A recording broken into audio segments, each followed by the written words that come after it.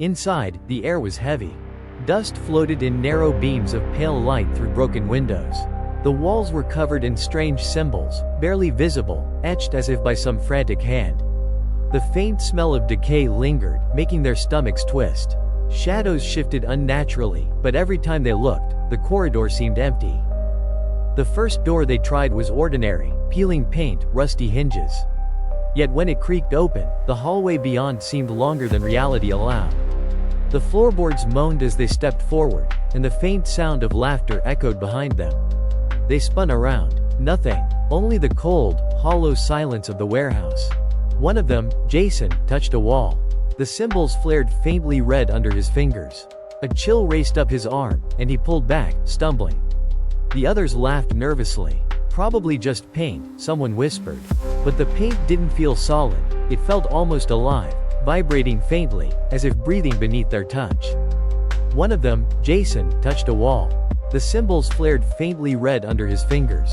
A chill raced up his arm, and he pulled back, stumbling. The others laughed nervously. Probably just paint, someone whispered. But the paint didn't feel solid. It felt almost alive, vibrating faintly, as if breathing beneath their touch. They reached a wide, open room. Rusted furniture and broken shelves littered the floor. In the corner, a mirror leaned against the wall. It reflected them perfectly, except one person wasn't there. They blinked. Everyone was accounted for. Yet the mirror shimmered, briefly showing a figure that had vanished from the room. A low hum began, barely audible, vibrating through the floor. Their ears rang. The sound grew louder, resonating through the walls. Every light flickered. They tried to leave the room, but the exit seemed to stretch further away. Panic set in. Every step forward felt like wading through invisible molasses. Samantha screamed. A shadow darted across the far corner. When they turned, nothing was there. The hum intensified, forming whispers. Unintelligible, sinister, as if multiple voices were calling their names. The walls seemed to pulse. Something was alive in the building, and it had noticed them. The first person to vanish was Mark.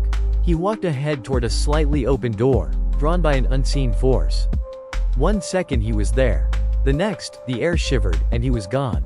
His scream echoed briefly, then silence. The group froze, staring at the empty space where he had been, terrified to move. They tried to call him, shouting his name, phones useless. Every attempt to leave the room led them back to the same open doorway. The building warped reality, bending hallways and doors like water. Their panic rose with every passing second as the cold hum grew louder, wrapping around them like a living thing. Doors appeared that weren't there before. Each led to another endless corridor, darker and narrower than the last. Whispers grew into unintelligible chanting, vibrating through their bones. One step too far, and a person vanished again. This time, Jessica disappeared while looking at a dusty painting. The group began to scream.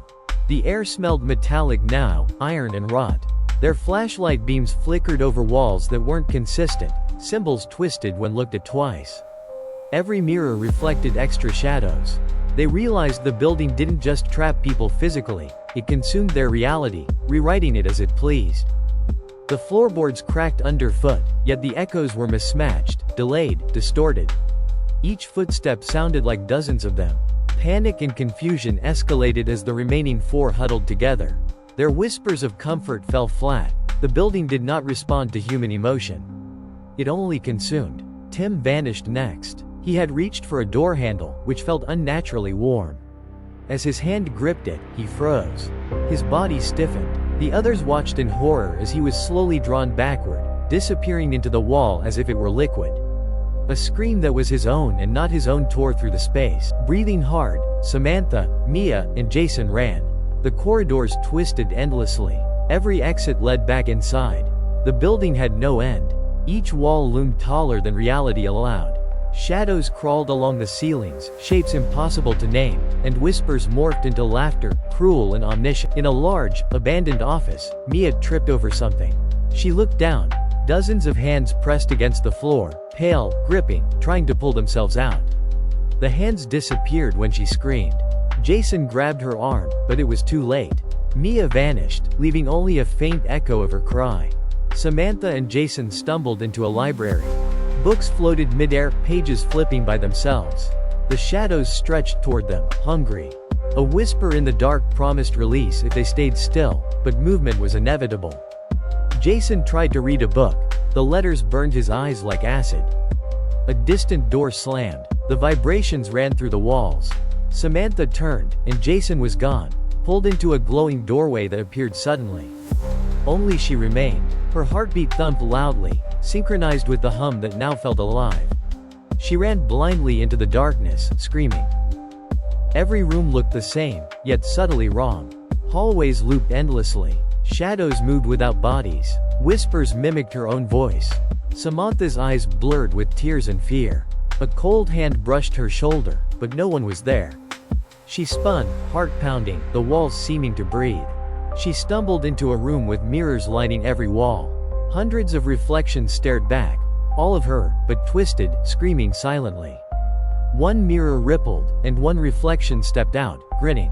She tried to escape, but the reflection was faster, lunging through the glass to pull her in. Everything went dark. The sound of footsteps echoed behind her, multiple pairs. Panic surged. Samantha sprinted down the corridor, but the hallway stretched, distorted. Each corner revealed glimpses of the missing friends, trapped behind translucent walls, screaming silently, reaching for her. She reached a doorway with a dim light. Hope surged. She ran. The door swung open, and she fell into darkness, the light extinguished. Her scream dissolved into the building itself. Silence returned, thick and heavy, as if nothing had happened. Hours, or was it minutes, passed. The building seemed still. A faint glow appeared in the distance. Shadows moved subtly, suggesting life inside walls. New footsteps echoed. The building waited, hungry, patient. It had claimed its first group, but it wanted more. Outside, the warehouse looked abandoned, untouched. No signs of struggle, no footprints, only the faint mist drifting through the gate. A stranger passing by paused, glancing at the darkened windows, feeling a pull he could not explain, then walked away, unaware of what waited inside. Inside, the hum returned, soft, growing. New shapes formed in corners. A door opened slowly. Another person stepped in, drawn by curiosity. The countdown of the building had begun anew. Its hunger eternal, patient, and absolute.